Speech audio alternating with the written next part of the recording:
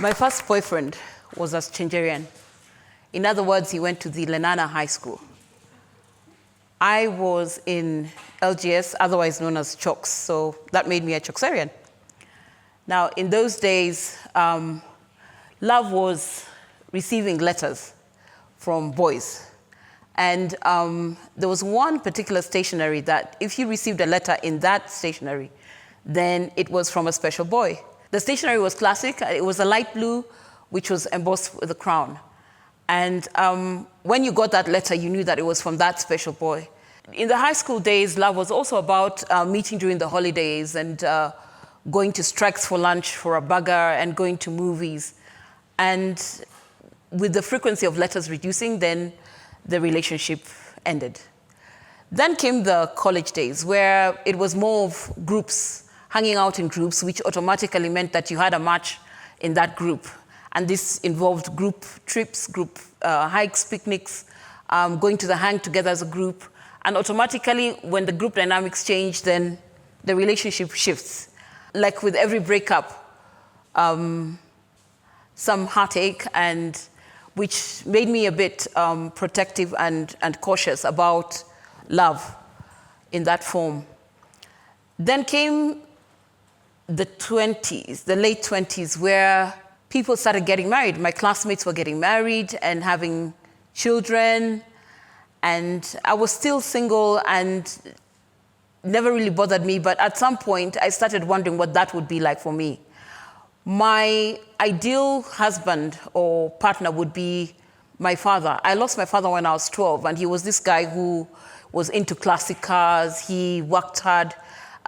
He liked classical music. He was just the ultimate guy, the cool dad.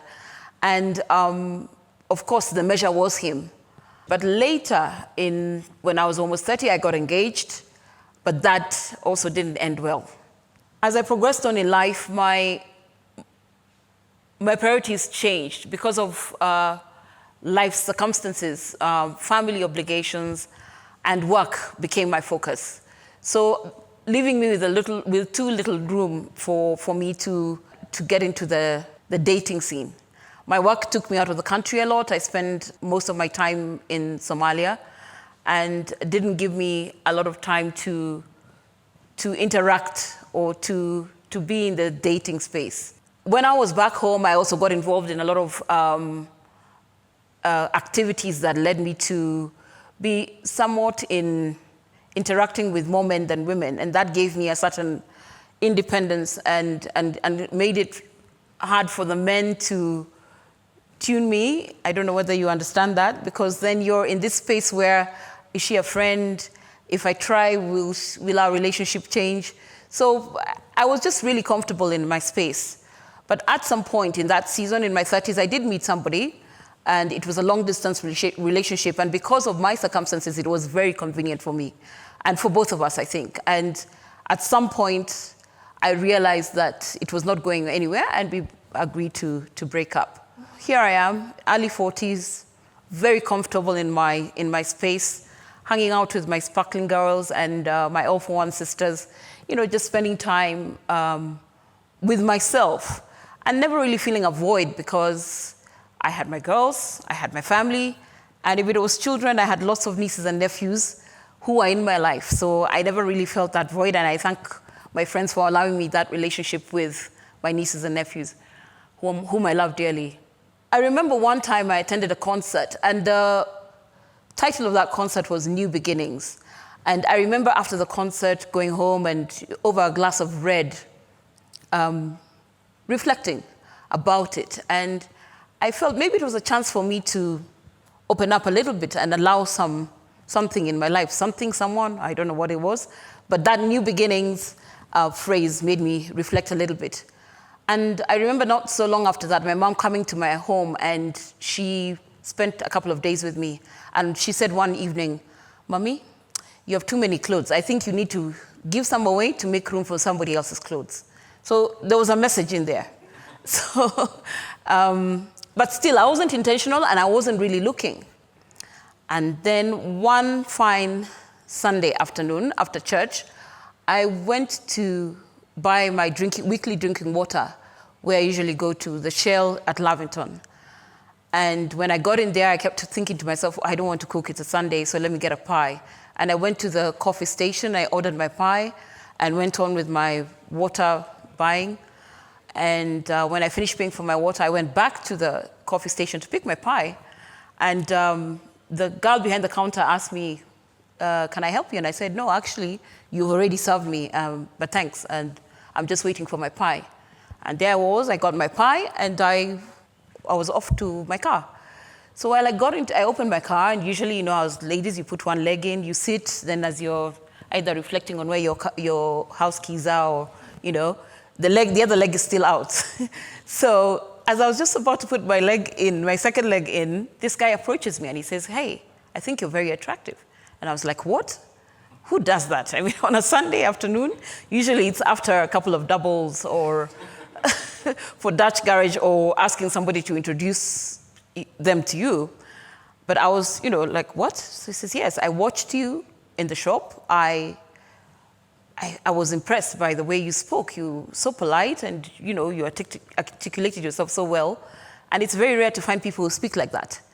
And there we go. And I was like, who's this guy? And how does he just come and talk to me like that? And he says, you know what? My name is Mike.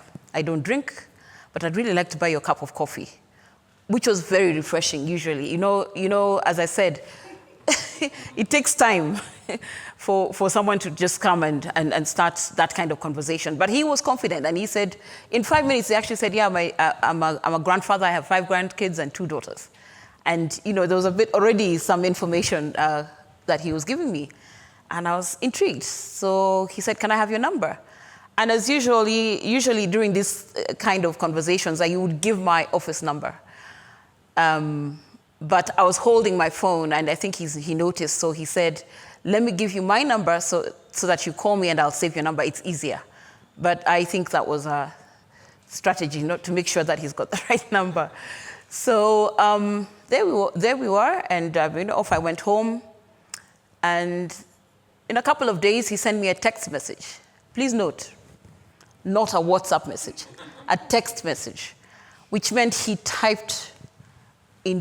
put thought into what he was writing to me. And it was, good morning, how are you? Have a lovely day. And of course, I texted back saying thank you. And in the evening, it was, good evening, I hope you had a good day, have a lovely evening. So those texts became daily. And after a couple of texts, he did call. And conversation starts, and, again, it's the same thing. He started giving me wake-up calls. Who does that? He's like, get out of bed, go to work, have a lovely day. Or in the evenings, he'd call, I hope you had a good day, how was your day? I'd start telling him about the kind of work I do, and, and he was telling me about his work.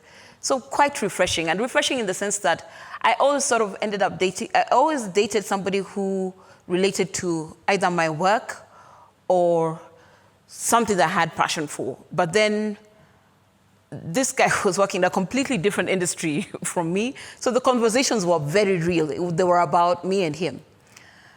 So anyway, there we go. 3 weeks later, he did call me on a Saturday morning and said, I'd like to buy you coffee tomorrow. I'm like, what? Even 24 hours notice? Okay, this is good. Because usually it would be like, hey, let's have a drink today at 7. I'll pick you up at 7, But this one, he gave me time to reflect, So I remember it was a Saturday, and why I remember is because I was having a boozy lunch with my sparkling girls. And I remember telling them about it, and one of my girlfriends says, Betty, please promise me you're going to go on that date. So I said, okay, I promise. So there I was on Sunday, slightly hungovered, but I put my best foot forward and went for the date. Monico's at Valley Arcade, 3 p.m. And 3.5 hours later, we were still talking, and so much to say, so much to share, lots of common interests, and yeah, it was time to go home. This guy followed me home at 6:30 to make sure I'd gotten home safe, at 6:30 p.m. on a Saturday. The kind of way that I, as you say, got into the box, it was so natural, because the kind of love that I felt with him, the way he made me feel during that tuning phase, this guy would call me and says, hey, baby, what are you doing? Can you imagine being called baby all the time? And he does that till today. Hey, baby, what are you doing? So I'm like, I'm just chilling at home. And he'd be like, okay, let me come over. He comes over with his guitar. And I'm cooking, and he'll sit in the kitchen, and he's just strumming. Maybe he'll sing something that I know, and we both sing.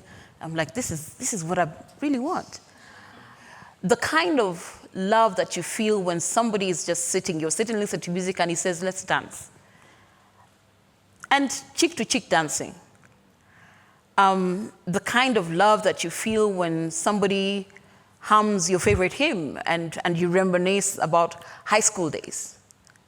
The books, naturally, was already around me before I realized I was in it. One October, I think it was a Saturday, October 6th, we were in the village. It was a family function, and the day after the function, we were just hanging around. And one of my aunties was about to leave, and he said, no, don't leave. And I was thinking, what is he saying? Don't leave, auntie. So she sat down, and you know how aunties get excited about such things. So she sat down, and I was saying, what is he saying? And he said, my name is Mike, and I want to declare my intention. I was like, what? So he said, yeah, I want to declare my intention. Me and Betty have known each other for a long time, and we like each other a lot, so I'm just declaring my intention. And there it was.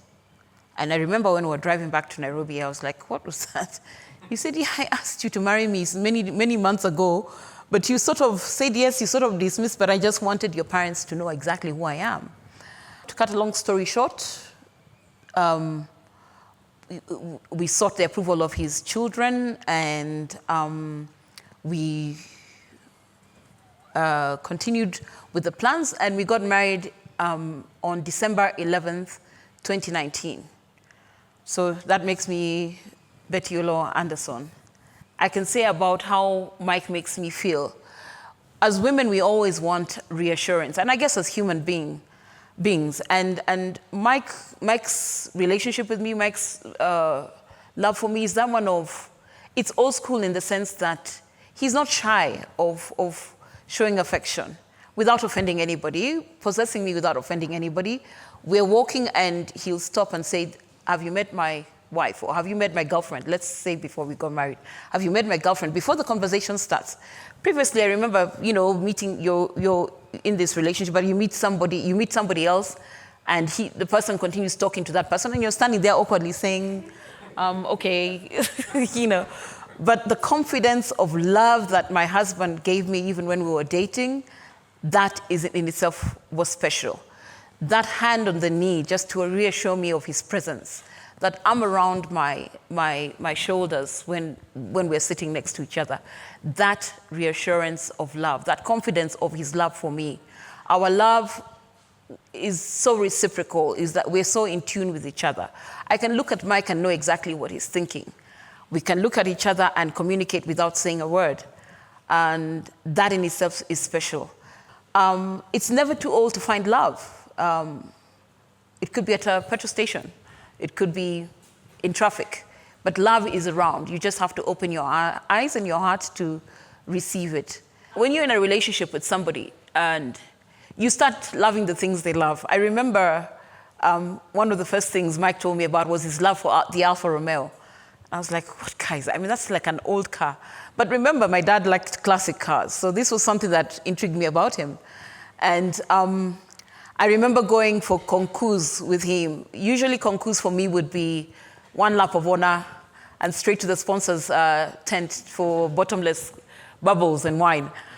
But when I went for my first concours with Mike, we did go through every stand, and he would explain, and we would talk about pistons and valves and all these things. And despite the fact that my feet were killing me, I really sort of enjoyed it. I remember bumping into Dawn, you remember, and you actually had a conversation with Mike about whether he'd like to come and speak at Engage. Now, as I said, when you love somebody, you start loving the things they love. So there I was in the Alfa Romeo, Owners Club Association, doing the economy run as a co-driver. There he was attending Engage with me because Engage was, I've been in the family of Engage for a long time. And there he was sitting next to me at Engage, attending concerts, and we sort of blended very well. Did I mention Mike is a Changerian? So now we're married. We got married on a Wednesday afternoon on 11th of December 2019. I was 48.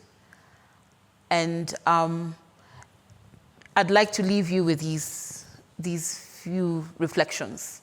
Love doesn't know age. You can find love at whatever age. Everybody deserves to be loved. Love is funky. Love is old school.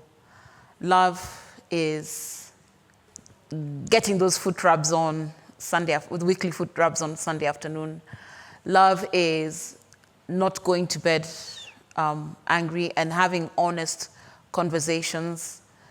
Love is Mike.